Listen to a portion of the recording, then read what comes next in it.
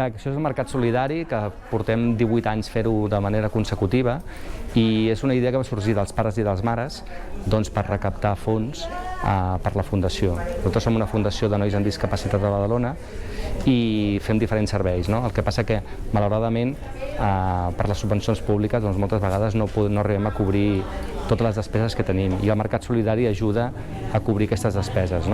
I és un mercat de productes nous, donats per empreses, que contactem nosaltres i els posem a la venda amb preus molt bons. Sí, cada any el Mercat Solidari va destinat a un projecte diferent, però aquest any ha sigut per al tema del Covid, perquè l'any passat va ser un any molt dur, econòmicament l'entitat va patir moltíssim, vàrem estar confinats, vàrem tenir que doblar plantilla de recursos humans, hi ha serveis que van haver de tancar i econòmicament l'entitat va patir moltíssim a nivell de tresoreria. Per tant, aquest any el Mercat Solidari va enfocat a això, a cobrir tota aquesta despesa econòmica del Covid.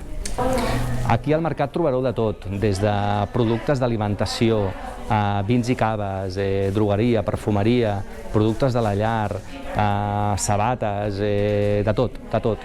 O sigui, contactem amb més de 300 empreses que ens dona producte nou que ells tenen i el posem a la venda a preus des d'un 30 a un 50% de descompte.